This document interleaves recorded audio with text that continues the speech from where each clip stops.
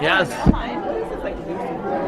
And Gotham in the arena. Yeah. And I'll tell you, man, that's a big time because they have Agents of S.H.I.E.L.D. in the smaller room up there. Yeah. Really? Yeah. What? Lucifer. Take that, Agents of S.H.I.E.L.D. I'm going to text my friends on The there and be devil like, is no whoa. slouch. I'll say that. Yeah, I like that. That's cool. There it is. That's right. That's always been true. That's funny. How's it going, everybody? Good. We're good. Tell us more about this really intriguing, like, extra episodes thing. Yeah. There's been some talk online. And, Yes. Yeah. So the extra episodes really came from, we had this 18-episode arc that we were always planning, and then we found out that we had 4 more episodes. And they were awesome about it because they basically, like, they're shows that have to, sort of like stick a bunch of episodes in the middle.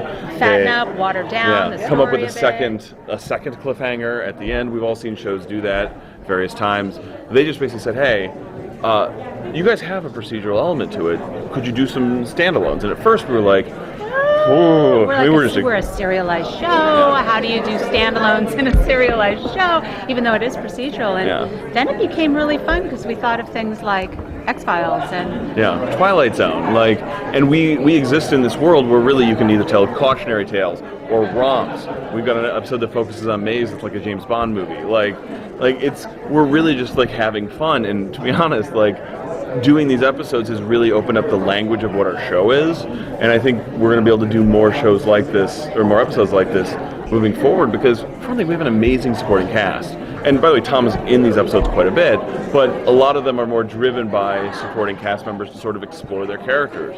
It's an excuse to see more about Maze, it's an excuse to learn more about Amenadiel, Ella Lopez. And it came at a good time because I think the first season was really about going, okay, who are these people? And now we are just setting up, their quirks, what they do, what they're about, what their goals are. And then this season we've really gotten to dig deeply into who they are and on just a much more profound level, and so that's why they've been so fun. What would happen if we saw, I don't know, what would happen when the devil first came to LA? That sounds really interesting. We should do that. Like that very first day. That sounds like a good episode. And honestly, I think we'll do more of these in season 3, just as fun. By the way, they always matter too. The Maze-centric episode introduces a bunch of mythology that moves forward. So they were never going to be strictly standalone. The question was going to be the mythology we introduce. Would it either be picked up right away, or would it be floating in the ether for a bit to be picked up later? That was mythological breadcrumb kind of thing. So when it's had that happen, do you guys tend to go to the comics and be like, what can we find, or is it kind of what would you guys enjoy to put on the screen? Both. Yeah. It was a little bit. It was literally what. First of all, what are the kinds of stories you can tell standalone? What's the kind of things that you can step back? And we'd always been teasing Maze working as a bounty hunter. So let's see her go on a mission. That's a very clean one. It's very simple. And then it's what are the stories we really want to tell? What are the things a flashback episode is a very clean, simple way to both tell a standalone and also really dig into our stories. We should do that. We should definitely do that episode. We should do that, yeah. And it was a complete wish fulfillment. What do you want to see Lucifer do? What if Lucifer went to Vegas? What if he went to Vegas? Right? Yeah, the Devil that would be in kind of City. interesting. What happens there? Let's see. Yeah, so it became really fun to just imagine. Just anything goes. Having said that, we're so much of the comic is still so much of our inspiration, and we are still looking at that as a place to blatantly steal ideas. We are hinting at characters to eventually come into the show who are more from the comic. We've been very slow playing it, mostly just because our show has been a very grounded world. It's slowly starting to be a little bigger. We can get away with a lot more now. We tried to really, and still, I think that the reason why we can get away with more now is because we've set a foundation where it's about a family. Yes. It's about a dysfunctional family, and that's something we can all relate to. So building on crazy things like, I don't know, I keep my wings in a trunk with some Russian dolls. Not that weird. Yeah, not that weird. Yeah. So what I'm trying to say is Centaur People season 5. Definitely coming. Your guys' interpretation of hell, when you showed it, was far more Great Divorce than Dante's Divine Comedy. Yes. Oh, I love where your brain's at. Yeah. Are you going to be, since art tended to imitate or art influenced theology with Hell and Dante and Inferno, and you guys use the divorce, how are you guys going to look to influence heaven with your version? Oh, that is a good question.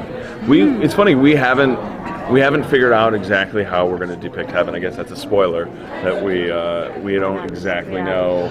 I can say this though, that so much of what hell is, and when we explore religion, it's all about the individual. So hell is what we make it, what we torture ourselves with. It's whatever we feel the most guilty about. That's our punishment.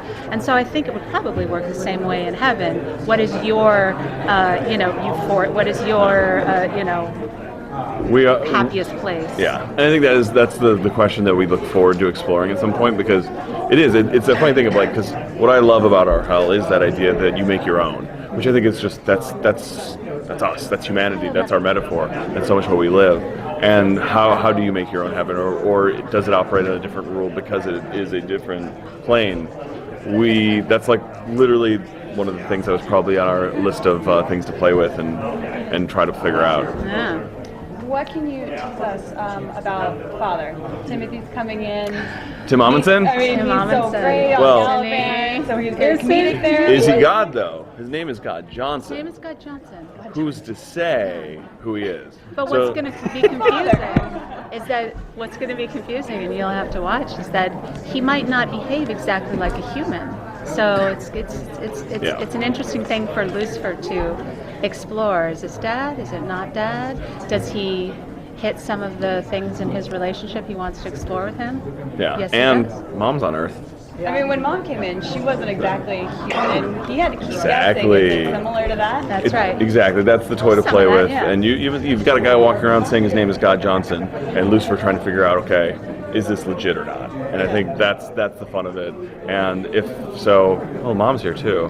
Huh. Yeah. I have one last theological question, because Yes. the aspect of the mother creator in Judaism initially, her name was Ashura, which is Yes. the mother god. Are we going to reveal her at some point as Ashura, or is it going to be a completely different entity with all? We try not to define things in one religion or the other. We try to sort of, right now, we call her the divine goddess.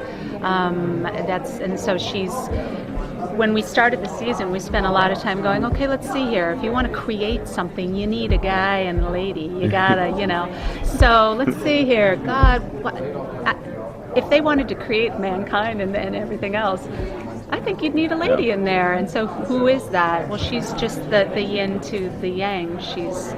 It's funny because we played with the Shura, we played with just like the idea of Mother Nature, and ultimately we just came to the idea of divine power, divine presence, and really, because honestly the only name that matters to us is Mom. That's And the masculine, thing. feminine energies, that's really all it is, which is also why we spent a lot of time making sure she wasn't going to be just villainous. Yes. Because, it was important to me that she just had I didn't motives. He didn't care. He didn't care. Being a lady. No, but that she just had motives that we can all identify with and empathize with. She wants to be with her kids. That's it. Yeah. Simple.